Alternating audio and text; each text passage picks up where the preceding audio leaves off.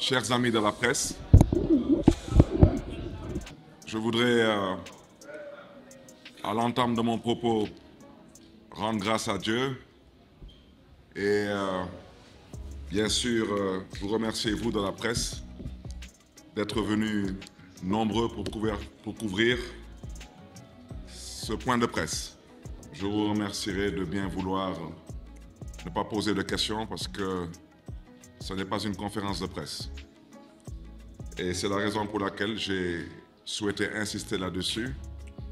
Parce que pour moi, l'objectif, c'est de communiquer avec les Sénégalais, mais de ne polémiquer avec personne.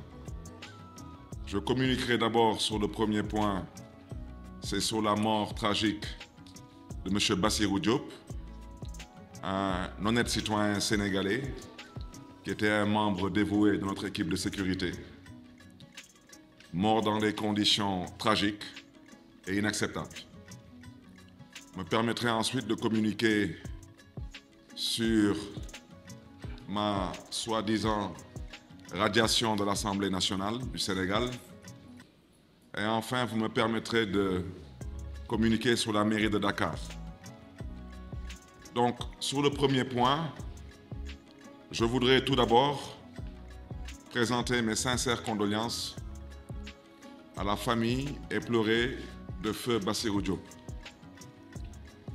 Je voudrais, sur ce point, interpeller Monsieur le procureur de la République à Saint-Louis, parce que je ne fais pas partie de ceux qui croient que M. Bassirou Diop est mort à l'hôpital. Et j'insiste là-dessus. Et il ne faudrait surtout pas chercher à nous faire croire que M. Bassirou Diop est mort à l'hôpital.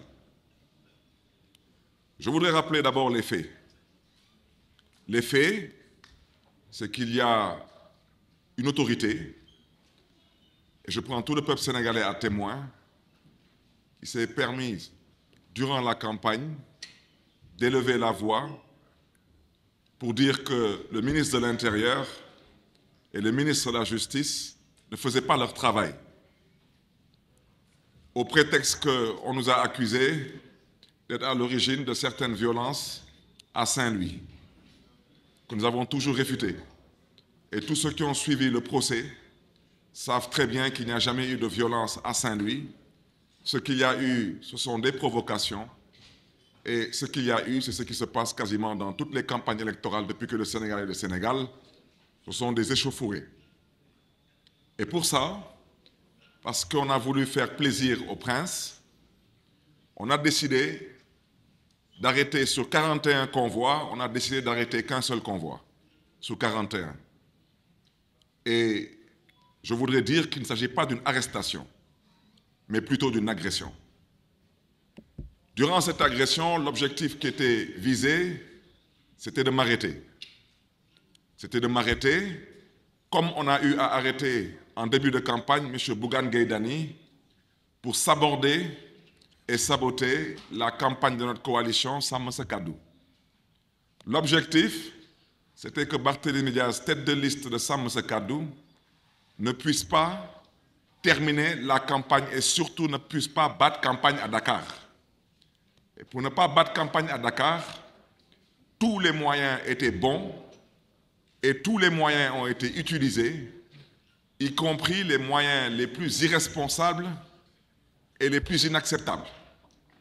Personne n'a jamais vu dans ce pays un Premier ministre, soi-disant, descendre dans les bas-fonds et décider de se comporter en gladiateur, parce qu'étant à court d'arguments.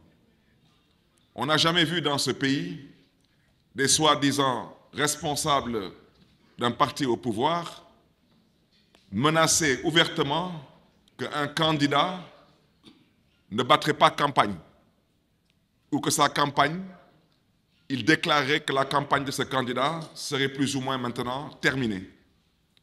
Alors, ce qui s'est passé, c'est que les instructions qui ont été données étaient d'arrêter ce convoi et de m'arrêter. Parce que semble-t-il que dans ce convoi, il y aurait des armes à feu. Et ce convoi a bel et bien été arrêté. il a été fouillé de fond en comble et on n'a jamais trouvé d'arme à feu. Mais ce que je voudrais dire, et c'est le plus important, c'est que durant cette campagne, nous sommes peut-être la seule coalition ou l'une des seules coalitions qui avons battu campagne avec une équipe médicale et une ambulance médicalisée. Quand je quittais Thiès pour rejoindre Dakar, dans ce convoi, je le répète, il n'y avait aucune personne malade. Aucune. Ce convoi arrivait à hauteur de Aloukagne et ce n'est pas un coin qui a été choisi par hasard. Il a été choisi à cause, un, de son isolement et deux, à cause de l'obscurité. Ils ont intercepté le convoi par le biais des éléments de la brigade d'intervention polyvalente, avec des véhicules blindés, et il y avait plus d'une centaine d'éléments de la BIP, tous encagoulés, et ils m'entendent. Et nous n'avons pas communiqué là-dessus parce qu'on s'était dit que ce n'était pas la peine de verser dans l'émotion. J'accuse les éléments de la BIP, je le répète, d'avoir tiré sur les éléments de notre sécurité et d'avoir engendré des blessures, et ils m'entendent. Et le procureur de la République aussi, au besoin, peut me convoquer pour cela, parce que les preuves sont là, et les témoins sont là. J'accuse les éléments de la BIP d'avoir agressé les éléments de notre convoi, particulièrement les éléments de notre sécurité, avec une violence inouïe et une violence inacceptable. Seulement, je le répète une fois de plus, parce que le prince aurait, semble-t-il, dit que le ministre de l'Intérieur ne faisait pas son travail. Alors, faire votre travail, chers policiers, ce n'est pas de tirer sur d'honnêtes citoyens. Parce que vous détenez certes le monopole de la violence légale, mais cela ne veut pas dire que vous avez le droit de faire ce que vous voulez. Vous n'avez pas le droit de tirer sur d'honnêtes citoyens désarmés. Vous n'avez pas le droit de maltraiter et surtout pas le droit de torturer d'honnêtes citoyens. Et c'est suite à tout cela que certains de nos éléments de sécurité, et je rappelle qu'il n'y a pas que Bassirou Diop actuellement qui est souffrant. Aujourd'hui, à l'heure où je parle, apparemment l'administration pénitentiaire s'est ressaisie entre-temps et nous avons certains de nos éléments qui ont été aujourd'hui conduits à l'hôpital de Saint-Louis. Parce que la vérité, ceux qui sont arrivés tous à Saint-Louis mal en point, sur instruction, une fois de plus, de ce prince, qui considérait que M. le ministre de l'Intérieur n'avait pas assez fait son travail. Alors, ça, ce sont des choses à dénoncer. Au-delà de mon interpellation envers M. le procureur de la République, je souhaiterais dire que ce dossier sera un dossier qui sera aussi bien défendu ici au niveau local, parce qu'il n'est pas question qu'on laisse cela passer pour perte et profit. Il n'en est pas question. La police est responsable de ce qui s'est passé lors de cette agression et non cette arrestation à Aloukagne, et le ministre de l'Intérieur a des comptes à rendre au peuple sénégalais. Je rappelle que M. Bassirou Diop est un citoyen sénégalais. Et il n'est pas mort de mort naturelle, et il n'a surtout pas glissé sur une peau de banane. Et j'aimerais que le ministre de l'Intérieur puisse apporter des éclairages par rapport à ce que je viens de dire. Au nom de quoi et pourquoi la police a tiré sur nos éléments de sécurité? Au nom de quoi et pourquoi? Seulement pour plaquer les gens au sol, il fallait utiliser, à la limite, des techniques qui relèvent des arts martiaux pour maltraiter les gens et torturer les gens. Et ensuite, vouloir se comporter comme si on n'a absolument rien fait. Non, je suis désolé, vous êtes responsable de cette mort. Et à l'international aussi, ce qui devra être fait le sera. Il est temps que les gens qui dirigent ce pays comprennent une bonne fois pour toutes que le Sénégal est une république, est un État qui a signé et ratifié des conventions. On ne peut pas tuer comme on veut dans ce pays et on ne peut pas faire ce qu'on a envie de faire. Sur ce registre, je voudrais dire que nous avons, avec la famille du défunt Bassirou Diop, Nous avons souhaité qu'une autopsie soit faite. Et après cette autopsie, nous accompagnerons notre ami, notre frère, Bassirou Diop, vers sa dernière demeure. Que Dieu, dans sa miséricorde, l'accueille en son paradis céleste. Mais je voudrais dire à ces autorités que ce que vous avez fait, c'est inadmissible et inacceptable. Seulement pour arrêter un homme politique, vous n'avez pas besoin de verser dans le ridicule. Ça, c'est ridicule. Vous ne pouvez pas dire qu'il y a eu une bagarre à Saint-Louis, vous arrêtez un convoi et vous prenez 80 personnes comme ça, au pipeau, et vous les amenez en prison. Et sur ces 80 personnes, il n'y a pas que des gardes du corps. Il y a un gosse, quand j'ai su qu'il en faisait partie, c'est Babacar, qui est le fils d'une ancienne collègue à moi avec qui j'ai partagé la 14e législature, Ndeye Sira. Babacar lui-même, qui est un influenceur, qui n'a rien à voir avec la sécurité et qui n'a absolument rien à voir avec des violences politiques. Vous arrêtez des chauffeurs qui ne font que conduire des véhicules. Mais à un moment donné, il faut savoir raison garder et respecter l'intelligence des Sénégalais. Et pendant ce temps, c'est comme si le procureur de la République, il n'a pas vu ce qui s'est passé à Koungheul. Ça, il n'a pas vu. Il n'a pas vu les hommes armés avec des armes automatiques, des coupe-coupes et des machettes dans le convoi d'un candidat qui, semble-t-il, serait au pouvoir. Ça, il ne l'a pas vu, le procureur. Mais le procureur, il a vu le convoi de Barthélémy Diaz seulement sur la base d'accusations mensongères et faillacieuses. Que, semble-t-il, Barthélémy Diaz serait surarmé. Vous avez arrêté le convoi. Pendant 2 heures de temps, vous avez fouillé le convoi. Vous n'avez trouvé aucune arme à feu. Vous n'avez trouvé que du matériel de gardiennage. Qu'est-ce que vous allez expliquer aux Sénégalais maintenant? Et comment est-ce qu'on peut accepter de partir à un procès? Le procès, toutes les plaidoiries ont été entendues. Et le juge se permet de mettre en délibéré 1 mois et 4 jours plus tard pour un dossier qui est traité en flagrant délit. C'est scandaleux et c'est honteux pour la justice de ce pays. Et aujourd'hui, on nous demande d'avoir espoir en cette justice. On aimerait bien en avoir. Mais combien de Sénégalais aujourd'hui ont espoir en la justice de leur pays? On n'a malheureusement pas d'autre choix parce qu'on n'a pas ailleurs où partir. Mais à cette justice, nous avons tout de même le devoir et la responsabilité de les inviter à un peu plus de retenue. Soyez indépendants, soyez justes et dites le droit et rendez justice au nom du peuple sénégalais. Les 80 personnes qui sont à Saint-Louis n'ont rien à faire en prison. Ces personnes n'ont absolument rien à faire en prison. Ces personnes sont aujourd'hui otages parce qu'on a voulu arrêter un leader politique qui, par la grâce de Dieu, a réussi à ne pas se faire arrêter. Ce n'était que ça. Je voudrais par la même occasion aussi présenter des condoléances et dire que je serai à Saint-Louis dans la semaine pour aller présenter des condoléances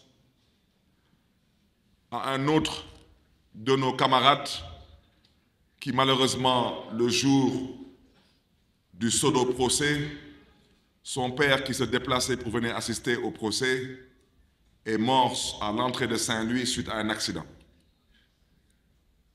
Donc dire seulement encore une fois de plus que tout cela nous peine de voir qu'après toutes ces années de lutte pour que le Sénégal devienne une terre de démocratie, que ces mêmes personnes avec lesquelles nous nous sommes battus, que ces mêmes personnes décident aujourd'hui de ramener le Sénégal encore je ne sais pas combien d'années en arrière. C'est comme si nous sommes maudits. Ça veut dire que nous passons notre temps à nous battre, à verser notre sang, à faire la prison, à sacrifier des vies, et c'est pour toujours mettre 2 pas en avant et en remettre 4 ou 5 en arrière. Vous me permettrez de passer sur le deuxième point, c'est sur la soi-disant radiation de Barthélémy Diaz de l'Assemblée nationale. Je voudrais d'abord dire que je n'ai jamais souhaité siéger à l'Assemblée nationale pour cette 15e législature, et je l'avais déjà indiqué. Je voudrais dire que cette démission, elle aurait dû être normalement enregistrée le jour de l'ouverture et de l'installation de la 15e législature.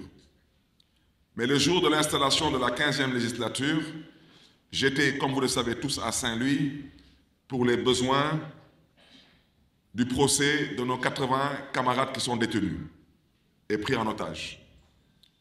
Et par respect à l'institution, j'avais écrit donc une lettre pour m'excuser auprès de le ou de la présidente de l'Assemblée nationale et j'avais indiqué les raisons de mon absence. Et j'avais donné dans la même veine une procuration à ma collègue, Mme Anta Babacar Ngom, pour qu'elle puisse voter pour moi. Et je voudrais dire que je me réjouis d'abord du fait aujourd'hui que ce soit l'honorable député Pape Djibril Fall qui me remplacera à l'Assemblée nationale.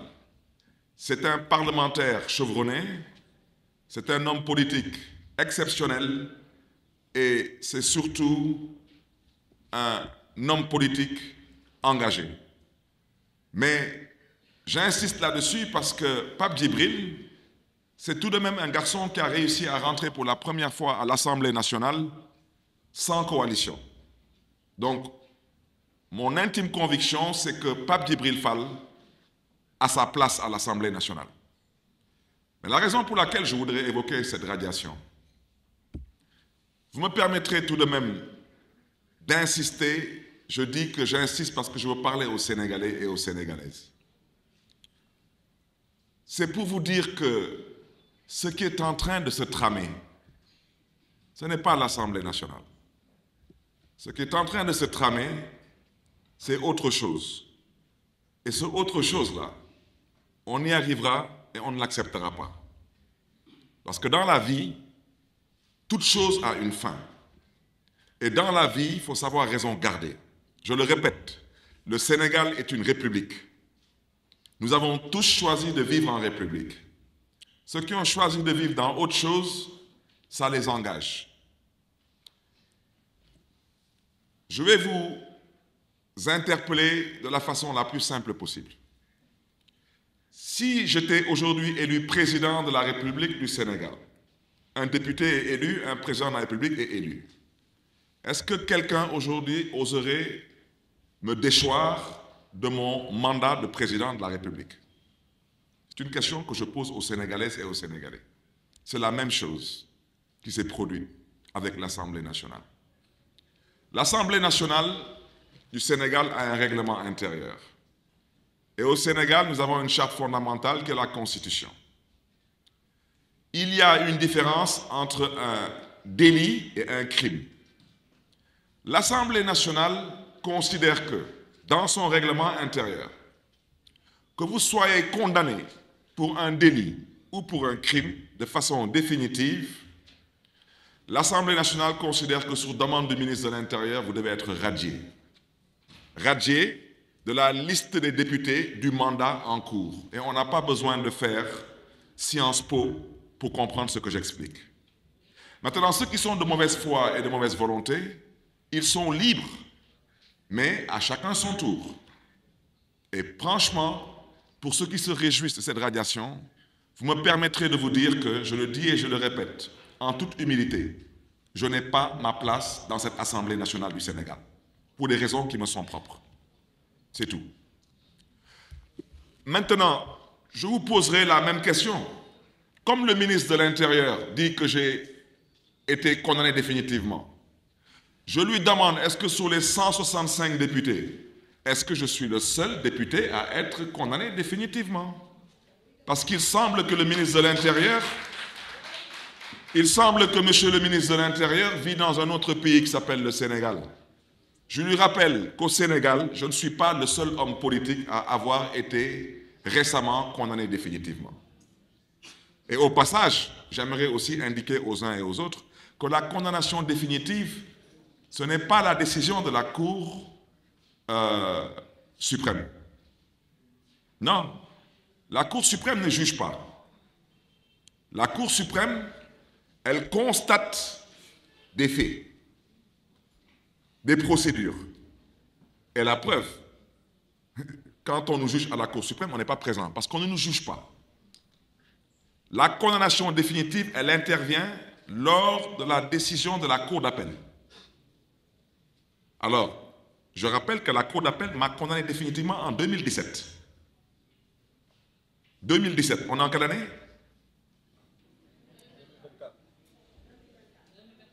Ça fait combien d'années?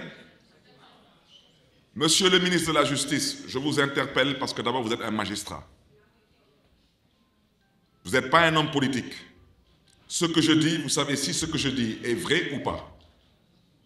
Donc vos soi-disant 5 ans sont passés depuis belle lurette. Mais je vous le répète, je ne suis pas intéressé par siéger dans cette soi-disant 15e législature.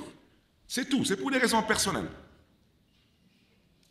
J'ai été définitivement condamné à la cour d'appel. C'était en 2017, si mes souvenirs sont bons. 2017 et 2024. Mais je pense tout de même, à moins que je me trompe, je pense que ça fait plus de 5 ans. Vous parlez de quelle condamnation définitive? Est-ce que vous pouvez, de grâce, respecter les Sénégalais et arrêter votre acharnement sur ma modeste personne? Je ne vous ai absolument rien fait. Et ce n'est pas parce que le prince a dit que vous, monsieur le ministre de la Justice, vous ne faites pas votre travail, mais que vous devez vous donner un spectacle. Je suis désolé, monsieur le ministre de la Justice. Vous avez été dans ce pays procureur de la République. Vous êtes magistrat et vous connaissez très bien le dossier de la fusillade de Mermoz Sacré-Cœur. Et vous savez très bien si on m'a provoqué ou pas.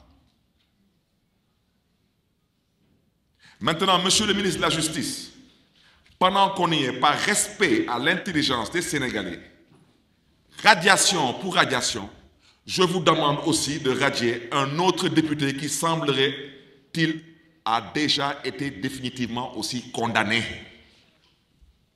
Sinon, c'est 2 poids, 2 mesures. Ça veut dire c'est la justice des vainqueurs. Et vous n'avez pas été élu pour ça.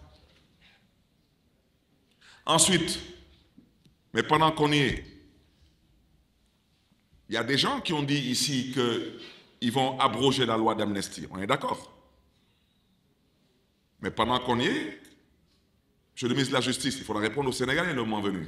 Si on abroge la loi d'amnistie, l'actuel président de la République du Sénégal, il reste au palais ou il retourne en prison? Comme vous voulez prendre les Sénégalais pour des canards sauvages. Monsieur le ministre de la Justice, l'actuel soi-disant premier ministre du Sénégal, il reste à la primature ou bien il retourne en tôle? Parce qu'ils sont sortis de prison à cause de cette loi d'amnistie. Si on abroge la loi d'amnistie, je vous pose seulement la question, il reste en poste ou il retourne en prison? Arrêtez de vous amuser avec l'intelligence des Sénégalais et surtout arrêtez de vous amuser avec la justice. On ne s'amuse pas avec la justice. C'est la raison pour laquelle vous me permettrez de dire que nous avons pris la décision de déposer un recours, pas pour retourner à l'Assemblée nationale, parce que j'ai déjà décidé que je ne siégerai pas dans cette 15e législature. Pour des raisons personnelles et par respect aux Sénégalaises et aux Sénégalais, je ne souhaiterais pas évoquer ces raisons. Mais nous voudrons aujourd'hui, à travers ce recours, que les Sénégalais puissent voir eux-mêmes si les tenants actuels du pouvoir sont des personnes sérieuses ou pas, des personnes de confiance ou pas, des personnes qui croient en l'état de droit ou pas. Parce que vous ne pouvez pas me radier et laisser d'autres personnes qui sont définitivement condamnées à l'Assemblée nationale, au prétexte que soi-disant, ils auraient suspendu leur mandat. Ils sont eux, condamnés définitivement, et eux, ils ont été condamnés il y a moins de 5 ans. Donc, eux, ils méritent d'être radiés, mais pas moi. Moi, j'ai été condamné il y a plus de 5 ans.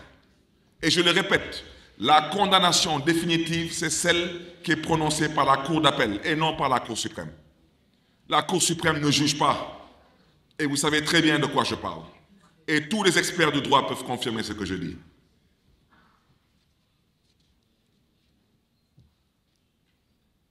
Je ne parlerai pas de la composition du bureau de l'Assemblée nationale pour dire que la décision du bureau de l'Assemblée nationale ne m'intéresse pas. Parce que je n'ai pas le temps de polémiquer sur des gens qui sont animés que de pouvoir plus ou moins exécuter des commandes politiques. Ici, à la mairie de Dakar,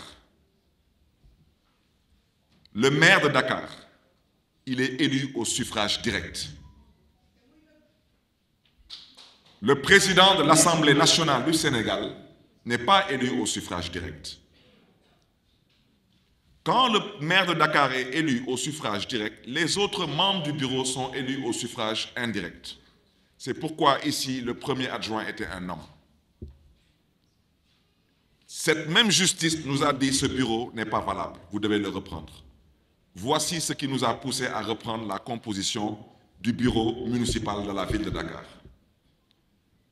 Alors, l'Assemblée nationale, qui est supposée être aujourd'hui le berceau de la vertu, eh bien, eux, ils décident de violer la loi sur la parité. Et c'est eux-mêmes qui ont voté la loi sur la parité. Alors, vous voulez que je pense quoi de leur décision du bureau de l'Assemblée? Vous m'excuserez, je n'ai que du mépris envers cette décision. Je terminerai par le troisième point. Le troisième point, ça concerne la mairie de Dakar. Alors là, je voudrais que les choses soient bien dites. Il y a des choses qui sont passées à l'Assemblée nationale. Il y a des choses qui sont passées ailleurs. Ce qu'ils ont envie de faire à la mairie de Dakar, je tiens à vous le dire tout de suite, nous ne l'accepterons pas. Nous ne l'accepterons pas parce que nous sommes nés dans ce pays, nous avons grandi dans ce pays, nous sommes dans ce pays devenus des responsables à la sueur de notre front, et il y a des choses que nous n'accepterons pas venant de qui que ce soit. Et ce que j'ai à dire ici, je veux que ce soit entendu de tous, et que ce soit surtout bien entendu au niveau de la communauté internationale. Parce que ceux qui pensent que le Sénégal est autre chose qu'une république, l'apprendront à leurs dépens. Le Sénégal est une république. L'état de droit, vous avez la responsabilité de le respecter, l'état de droit. Vous avez la responsabilité de respecter et de faire respecter les textes et les lois qui sont en vigueur dans ce pays et qui font de ce pays un état de droit. Vous pouvez vous débarrasser de n'importe quel député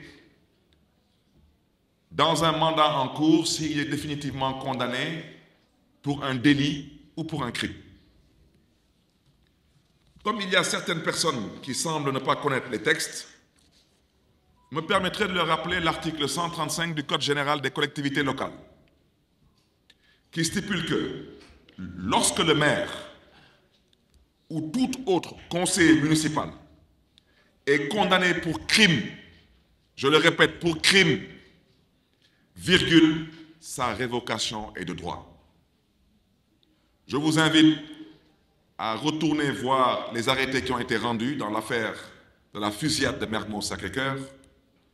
Je n'ai pas été condamné pour crime, j'ai été condamné pour un délit. Ce n'est pas un crime. Et je parle français. Maintenant, ceux qui ont décidé d'interpréter le français pour voir comment chercher les voies et moyens pour m'enlever de mon poste de maire de la ville de Dakar, je souhaiterais leur dire tout de suite, dès à présent, que je ne l'accepterai pas. Et je n'irai pas plus loin que ça.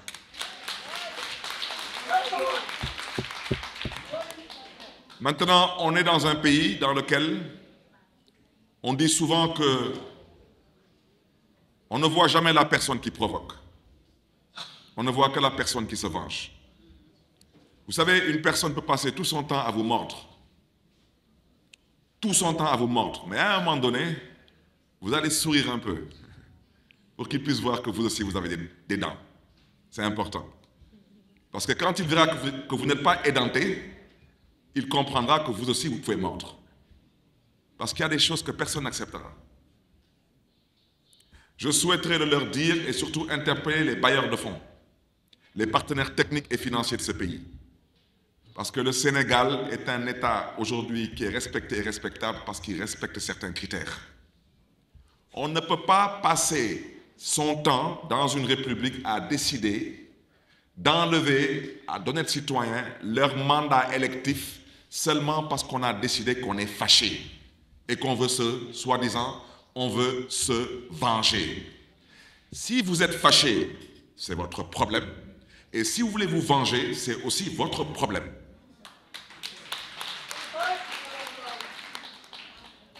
Je l'ai déjà dit, ma philosophie est très simple. Ku jëf jël, ku ñàkk jëriñu, ku mer bokko. La politique, il faut donner des coups, il faut accepter d'en recevoir. Mais la politique, c'est d'abord une histoire de gentlemen et de gentlewomen. La politique ne peut être faite que par des personnes qui comprennent le sens de l'élégance républicaine et de la courtoisie citoyenne. La politique, vous m'excuserez de l'expression, elle n'est pas faite pour les arrivistes, pour les parvenus et pour les va-nu-pieds. La politique, c'est de l'élégance. Ça fait 20 ans que je suis en politique. Je suis fils de politique, j'ai été formé par des politiques. La politique, c'est l'élégance. Pour la mairie de Dakar, je voudrais dire que nous ne bougerons pas d'un iota. Maintenant, nous sommes des citoyens, nous vivons dans une république et nous savons ce que l'État a le droit de faire.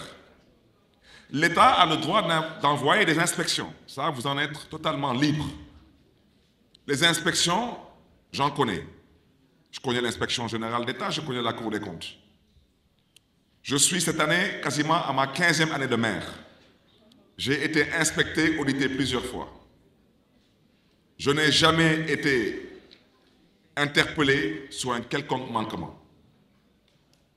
Ce n'est pas aujourd'hui que parce que quelqu'un est fâché et que quelqu'un veut se venger que, soi-disant, on va décider subitement que je suis devenu un voleur ou un escroc. Je ne l'accepterai pas non plus. Maintenant, ce que je dis, je veux que les choses soient très claires. Je n'aimerais pas que demain on dise encore que Barthélemy est une personne violente. Barthélemy n'est pas violent. Mais je ne me laisserai pas marcher sur les pieds. Et quiconque a un problème avec ce que je dis, son problème n'est pas le mien. Parce que moi, mon problème, c'est le mandat que les Dakaroises et Dakarois m'ont confié. Et depuis que le Sénégal existe, jamais un maire n'a eu à faire un bilan à mi-parcours. Jamais, depuis que le Sénégal existe, jamais un maire n'a construit ici un centre de dialyse. Et le plus grand centre de dialyse du Sénégal.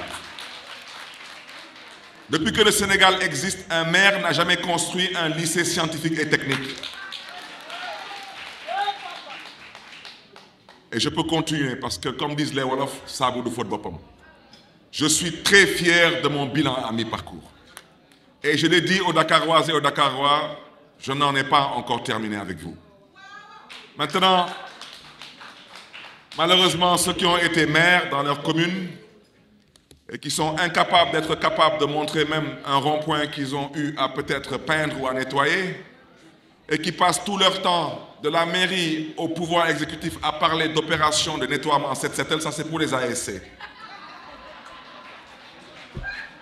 Vous comprenez, quand on est président de la République ou on est Premier ministre et on parle de 7-7L, c'est que franchement, on n'a absolument rien à faire à ce poste de responsabilité. Un président de la République, un Premier ministre, un maire, ce n'est pas pour des opérations 7-7L. C'est pour travailler et délivrer un bilan. Maintenant, pour les cancres et les médiocres, effectivement, ils peuvent chercher des faux fuyants.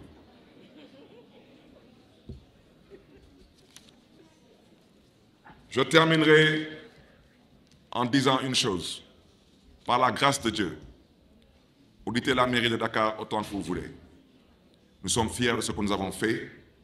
Nous n'avons pas terminé de travailler pour Dakar. Et ce n'est pas vous qui allez nous empêcher de servir Dakar. Nous, nous sommes nés à Dakar. Nous, nous avons grandi à Dakar. Nous, on habite Dakar. Et nous, nous sommes des Dakarois. Maintenant, Dakar, tout Sénégalais est Dakarois. Parce que vous soyez du nord, du sud, de l'est, de l'ouest, du centre, Dakar est votre capitale. On a de complexes envers aucun citoyen d'aucune contrée du Sénégal. Mais que ceux qui ont des complexes envers les Dakarois et les boys Dakar, on les invite à la tenue et à la retenue. Je terminerai mon propos par dire à l'endroit des tenants actuels du pouvoir. Je constate avec amertume, comme la plupart des Sénégalais, votre incompétence, votre incapabilité et votre incapacité éventuellement à pouvoir délivrer, à pouvoir tenir vos promesses. Mais je ne suis pas votre ennemi. Je ne suis pas à l'origine de vos problèmes. Vous avez un problème, pour ne pas dire un problème de 3 ordres. Votre premier problème, c'est d'abord de combattre la vie chère. Vous avez été élu pour ça. Ne l'oubliez pas et arrêtez de divertir les Sénégalaises et les Sénégalais. Vous n'avez pas été élu pour combattre Barthélémy Diaz.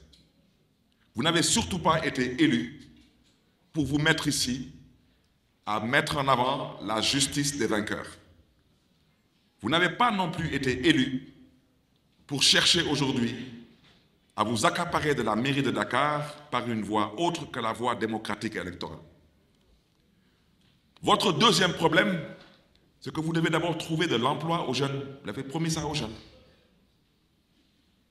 Vous avez promis aux jeunes que l'immigration clandestine serait un vieux souvenir. Et votre troisième problème, c'est surtout de pouvoir relancer l'économie et le social.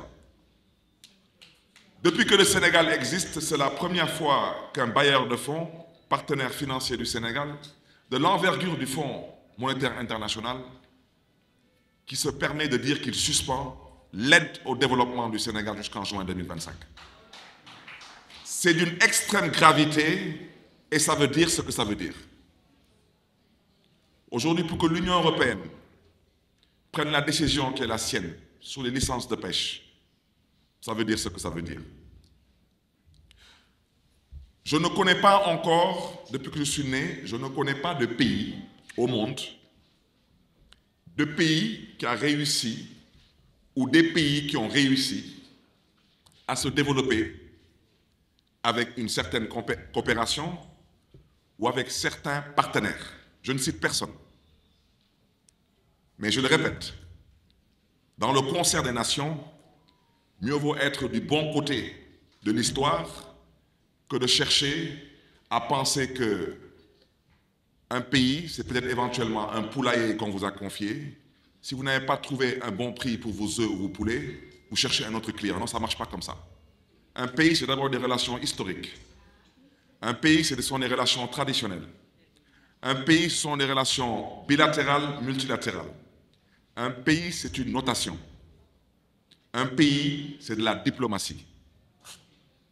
Et le Sénégal, pendant des décennies, toutes générations confondues, ont eu à travailler pour que le Sénégal soit aujourd'hui l'un des pays les plus respectés et les plus respectables en Afrique et dans le monde. Et depuis 8 mois, malheureusement, nous avons aujourd'hui, à la tête de ce pays, des gens qui pensent que c'est une question de copinage, de coquinage, et si on n'arrive pas à trouver un bon partenaire par-ci, on ira chercher un autre partenaire par là. Ça ne marche pas comme ça, la République. Et je voudrais surtout dénoncer et leur répéter, votre problème, ce n'est pas Barthélémy Diaz. De par votre carence et votre incompétence, aujourd'hui, force est de constater l'appauvrissement généralisé des Sénégalaises et des Sénégalais. C'est une triste réalité. De constater la perte sèche du pouvoir d'achat des Sénégalaises et des Sénégalais. De constater la grave crise économique, pour ne pas dire la prochaine récession et la prochaine dépression économique, parce que je ne vois pas comment on pourrait en faire une économie à ce rythme. La baisse généralisée d'activité dans toutes les branches d'activité économique du pays. Aujourd'hui, vous prenez le port. Au niveau du port, je pense que le directeur général du port gagnerait à se ressaisir et à s'occuper de ses oignons au lieu de parler toujours de choses qu'il ne regarde pas. Il faudrait bien qu'il explique aux Sénégalais comment il s'est organisé en 8 mois pour pouvoir mettre à la porte 700 Sénégalais. 700 pères et mères de famille qui ont perdu leur travail. Aujourd'hui, il faut que ce directeur général du port vous explique comment le port a pu enregistrer aujourd'hui quasiment 40% de baisse d'activité. Aujourd'hui, je ne parle même pas de l'effondrement du carnet de commandes. Vous pouvez interpeller aujourd'hui le patronat, ils vous diront. Interpeller aujourd'hui l'ordre des notaires, ils vous diront. Les notaires, ils gèrent le foncier. Ils vous diront depuis 8 mois s'ils sont en train de faire des enregistrements ou pas. Quand vous arrivez au pouvoir, vous commencez à menacer le milieu du BTP. Aujourd'hui, le BTP, c'est quasiment 20% de chute d'activité. Vous n'avez pas été élu pour ça. Et je pense aujourd'hui que les tenants actuels du pouvoir devraient aussi surtout comprendre que l'une des raisons pour lesquelles ils sont là et qui nous intéressent tous, c'est le panier de la ménagère. Et ce que je suis en train de dire, ce ne sont pas des chiffres que j'invente. Ce sont les statistiques de l'ANSD 2024. Et tout le monde peut retrouver cela sur Internet. Depuis 8 mois, le riz a augmenté de 15%. L'huile a augmenté de 20%. Le pain a augmenté de 10%. Les fruits et légumes ont augmenté en moyenne de 40%. Les produits laitiers ont augmenté en moyenne de 30%. Ce ne sont pas des chiffres que j'invente. Chers tenants actuels du pouvoir, occupez-vous des problèmes des Sénégalais et lâchez-moi les baskets.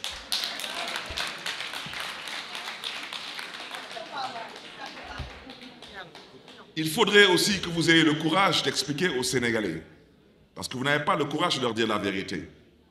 Mais expliquez au moins aux Sénégalais, de mars 2024 à décembre 2024, comment vous vous êtes organisé pour qu'il y ait une hausse de 23% sur le prix du mètre cube pour le consommateur. Les factures Sen'Eau sont là, regardez les vôtres. Je n'invente rien du tout. Chers tenants actuels du pouvoir, pouvez-vous expliquer aux Sénégalaises et aux Sénégalais par quelle alchimie vous vous êtes organisé pour que de mars 2024 à décembre 2024, qu'il y ait une hausse de 18% sur le prix du kilowattheure d'électricité? Vous avez été élu pour ça et non pour combattre Barthélémy Diaz. Quant à moi, je vous donnerai rendez-vous en 2029.